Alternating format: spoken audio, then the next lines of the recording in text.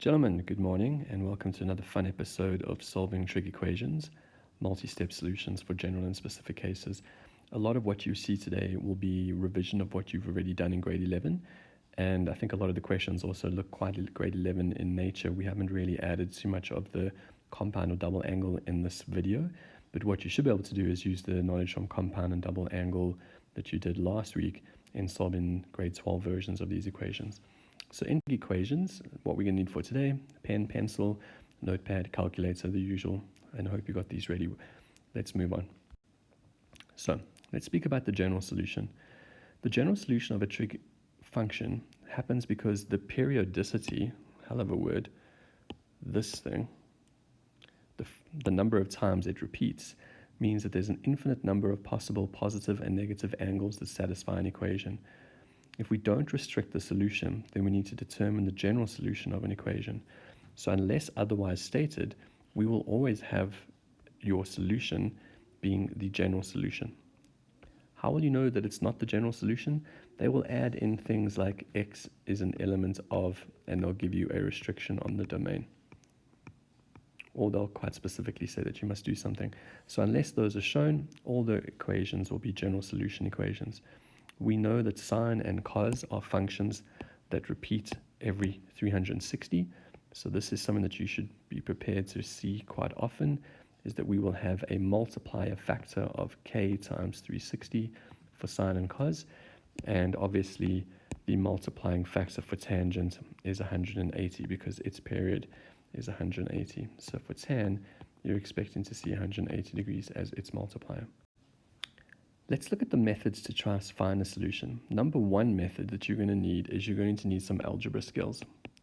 And the algebra skills you will be needed to simplify the equation into some kind of a, hopefully, trig identity on the left with a number on the right, or what we're hoping to get is Greek name left equal to Greek name right. So what I mean by those is, in the first one, it would be first prize if you had the Greek name equals to something over something.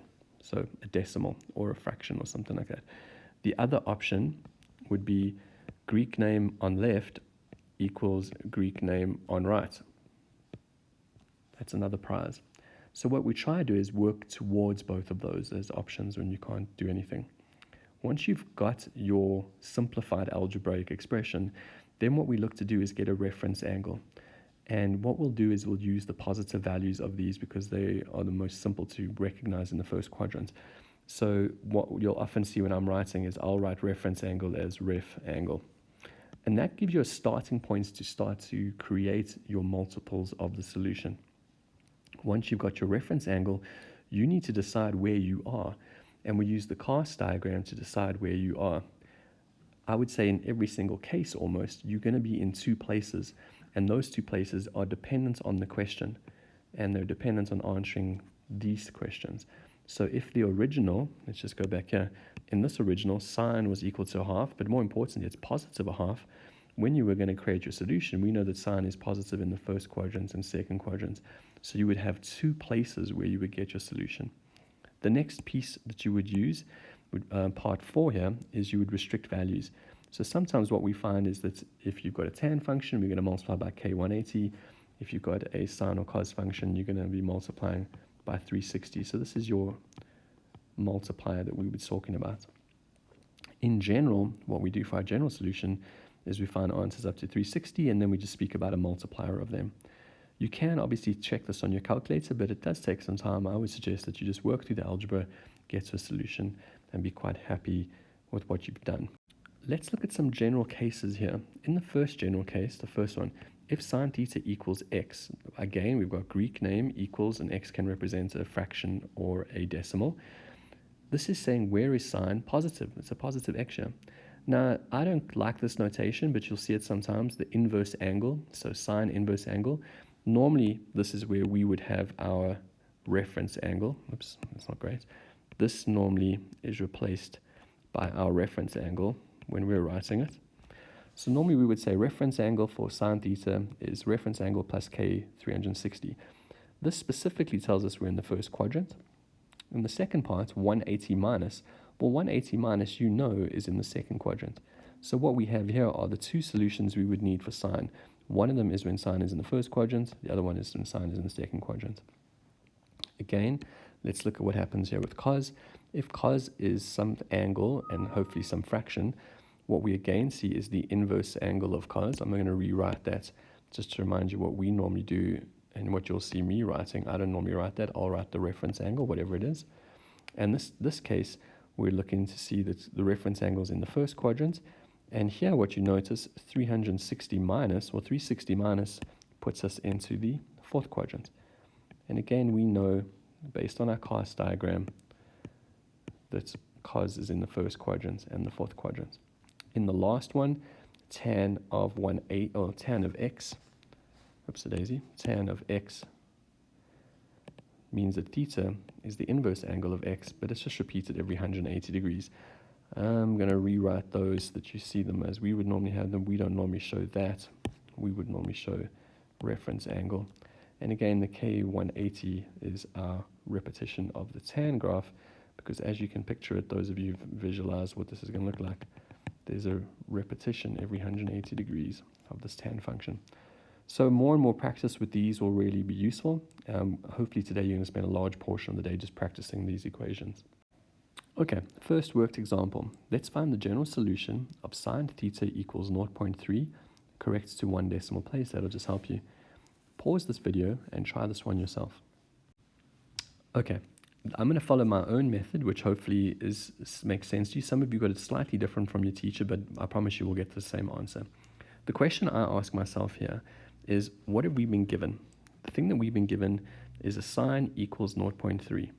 But specifically, I'm looking for where is sine equal to something positive. So in my cos diagram, when we were speaking about it, the question I asked myself is, where is sine positive? And it's positive in the first quadrant and the second quadrant. So I'm expecting answers in the first quadrant and second quadrant. What we're going to do is find our reference angle. Stick with red as my color. So our reference angle here would be what happens when you do shift sine of 0.3. So if you did shift sine of 0.3, I'm going to write that in. Shift sine 0.3. What you should get out is a reference angle of 17.5 degrees. So that's pretty straightforward. Now that I've got my reference angle, I know what I want to put. I also know where I want to put it. I want to put that reference angle in the first and second quadrants. So I'm going to set up my solution to have both of those. Let's talk about a first quadrant solution, and let's talk about a second quadrant solution. How do you get into the first quadrant? Well, you go 0 plus something. How do you get into the second quadrant? You go 180 minus something. So we're always going off the x-axis. Let's stick with the first quadrant. In the first quadrant, what we do is we go back and we look at what are we placing. We're placing the variable theta. So I'm going to say theta is equal to 0 plus the reference angle plus k times the multiple that goes with sine, which is 360 degrees. Let's neaten this up a little bit. 0 plus 17.5 is just 17.5. K times 360. And on the second quadrant one, I'm placing theta. I'm going to say 180 minus the reference angle plus k times 360 again. So that makes 180 minus 17.5, which is 162.5 plus k times 360. And we aren't quite done. We need to make note of what does k mean. K is an integer, so for our purposes, k can be any positive or negative whole repetition of the sine function. So we finish off our answer with k is an element of the integers. Cares. Who cares, as you guys always ask me. So k is an element of integers. This would be the general solution to that question. How did you do? Let's try a second worked example. Again, general solution. Determine the general solution of sine theta times cos squared theta equal to sine cubed theta. Pause this video and give it a try yourself. Okay, how did that go? Well, first thing I want to say is let's look at what we've been given. We got a multiple on the left and we got a cube function on the right. Do we have it in a form that's nice? I say nice meaning Greek name equals fraction. No, we don't. Do we have Greek name equals another Greek name? We kind of do, but they're not identical. Sine to the power of 1 is different to sine to the power of 3. So the best we can start with here is to do some algebra. Let's take sine theta, cos theta. Let's subtract sine cubed theta from it, and let's get it equal to 0. Getting something equal to 0 in algebra is useful because we can use the rule of 0. And that says that if I factorized out sine theta, left behind would be cos theta minus sine squared theta equals 0. And what that also means is, oops-a-daisy, I've left out a square. Thank you. There's a square there. There's a square there. Cos squared minus sine squared. Cos squared minus sine squared. Your gut instinct might be to go back to the double angle. That's not going to be useful. Algebra says when you've got something squared minus something squared, we've got the difference of two squares. So let's take it as cos theta plus sine theta, cos theta minus sine theta equals 0. Now what we've got are three pieces. We've got piece number 1, sine theta. We've got a second piece, cos theta plus sine theta. Third piece, cos theta minus sine theta, all equal to 0. What do we do when we've got things that are all equal to 0? Well, one of them must be equal to 0. So let's follow the logic. Well, let's solve each piece separately. So first piece was, when is sine theta equal to 0? Let's set this up. When is sine theta equal to 0? It's reasonably straightforward. Sine is equal to 0 when theta is equal to 0 degrees, and that's going to happen every 360 degrees. However, theta is also equal to 180, and that's also going to happen every 360 degrees. And if you can picture that just with my drawing, oops-a-daisy, that's a bad drawing. What we have then is a solution that happens here and a solution on the other side of the x-axis. Could we combine that into one solution? We probably could. I'm not going to stress too much about it, but effectively for you, those of you paying attention, this is a first quadrant solution, and this is a second quadrant solution. Again, we would say, if this was our only thing, we would say that k is an element of z. What about part 2?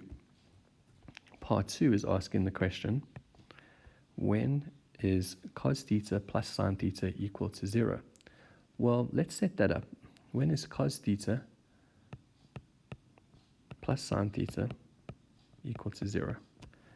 Now, we haven't really got too much to do here, so let's rewrite this as cos theta equals minus sine theta. First prize would be Greek name equals Greek name being the same. Cos theta equals cos theta, but we don't have a cos theta here. We do, however, have its opposite, if you can see it. Cos and sine, there is a relationship between these. So we ask ourselves the question, when would a cos be turned into a negative sine? And those of you who remember your co-ratios would say, well, this is actually the same as doing the following. If I wanted to make the left-hand side equal to a sine as well, let's do this. Let's say I want the sine of negative theta, because these two are the same. Hope you're happy. On the left-hand side, let's do this. Sine of 90 plus theta. So pause for a second and think about what I've done here. Let's ask ourselves the question, what is sine of 90 plus theta? 90 plus theta is a cofunction. It is saying let's put sine into the second quadrant with theta. Sine in the second quadrant is positive. There it is. You can't see it, but it's positive. What happens to sine off of the 90? It changes to cos, and the angle name stays the same.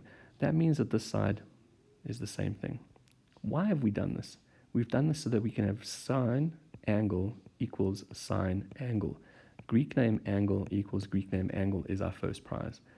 This is now reducible, and we can reduce it even further. Because I've got sine angle equals sine angle, I could reduce it just to say that I've got 90 plus theta is equal to negative theta with its repetition, k times 360.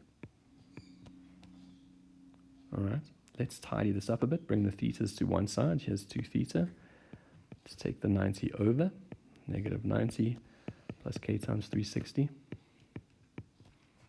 And what I'm allowed to do then is divide everything by 2. So we get theta equals minus 45 degrees plus k times 180. And that's the solution to that one. What about number 3? So let's take number 3, and I'll do it here. And number 3 said, what's going to happen when cos theta minus sine theta equals 0? So let's side it up. Cos theta equals sine theta. Do we have what we want? No. What we want is Greek name variable equals same Greek name variable. So I'm going to have to change this one. Let's change the right-hand side this time. I've got cos theta is equal to, what's another name for sine theta using cos? Well, let's go cos of 90 minus theta. If I go cos of 90 minus theta, I've got Greek name variable equals same Greek name variable. So I'm allowed to write this out as the following. Theta is equal to 90 minus theta plus k times the multiple that goes with cos. And I suppose this last one, if we tied it up, we would have 2 theta equals 90 plus k times 360. And again, for this one, when we tied it up, we get 45 plus k times 360. So quite a lot happened in this one. And ultimately, I suppose for both of these ones, we should probably write k as an element of integers. So we have our solutions. We've got a solution up here that related to the first sine theta equals 0. We have a solution here that related to the cos theta plus sine theta equals 0. And finally, we've got a solution here for cos theta minus sine theta equals 0. Lots of work on these types of questions, so you must keep your head about you. Okay, our last worked example for today is a 2-step process. First step they want you to do is prove that 8 cos 4x equals minus 8 cos squared x plus 1 equals cos 4x. And once you've done that, they want you to solve that equation when that expression is equal to 0.8.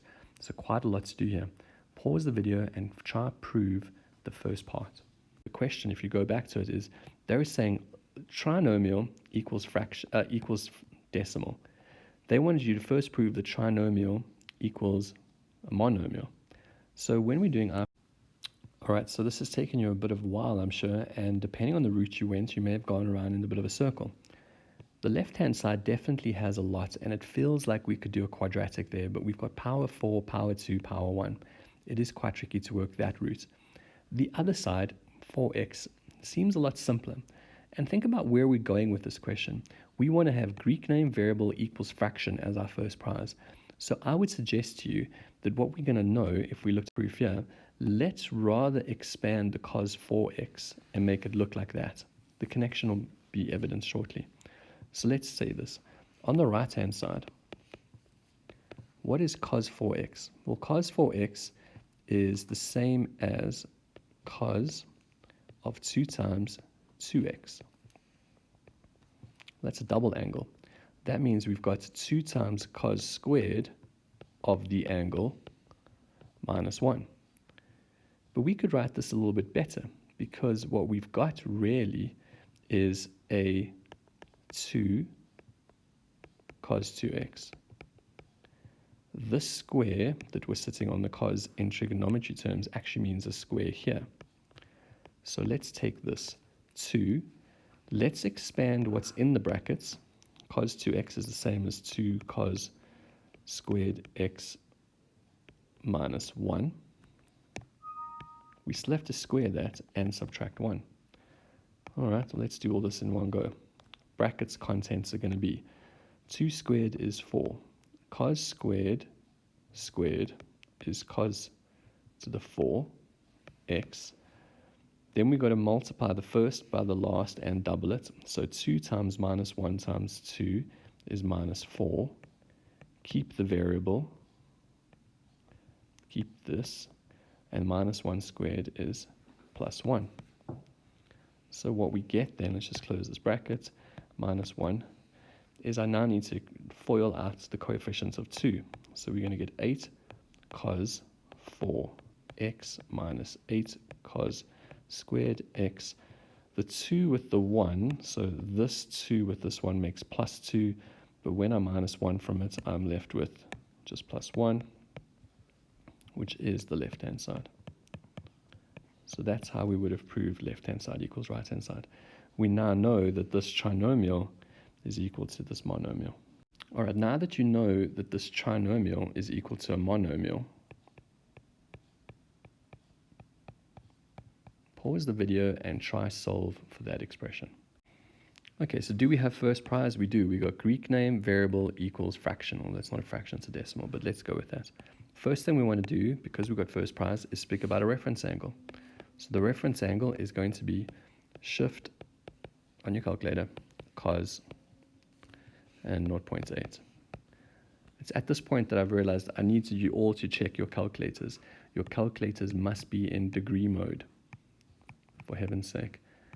If you're unsure, there should either be the letters D, E, G at the top, or maybe just the letter D at the top. If you don't know how to fix that, send me a message and I'll help you change your calculator. But if you've got this reference angle, shift cos 0.8, what we get then is 36.9 degrees.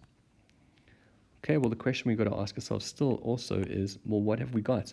We've got a cos equals to a positive 0.8. So, excuse me. So where is cos positive? Well, cos is positive in first quadrant and the fourth quadrant. So our reference angle is going to want to be placed into the first quadrant or the fourth quadrant. How do we get into the first quadrant? That's 0 plus. How do we get into the fourth quadrant? That's 360 minus. So what we're going to do then is say, let's take our 4x, which is our variable. We're going to say 0 plus our reference angle, which is 36.9. And we're going to have our multiple of 360, because it's a cos. Let's neaten this up. 36.9 divided by 4 is 9.2 times k, and 360 by is, it's 90. Perfect. Okay, elements of integers. Let's just get this out the way. In the right-hand side one, in the fourth quadrant, we're going to say 4x is going to be going into 360 minus 36.9, which is 323.1 k times 360. So let's divide through everything by 4. 323.1 divided by 4 is 80.8 k times 90. So what we get then is a solution of x equals 9.2 or x equals 80.8. And each time again later on, if they wanted specific solutions, you could multiply in or replace in a variable k with a +1, -1, etc. I'm going to leave specific solutions for you to practice while you're doing general solutions, because to be honest, you have to always do a general solution before you get to a specific solution. So this is the bulk of all the questions. All that you would do if you were going to test within a specific parameters is replace k with either +1, -1, +2, -2, or 0. You'll see more of those as you're practicing. I hope you've enjoyed this video.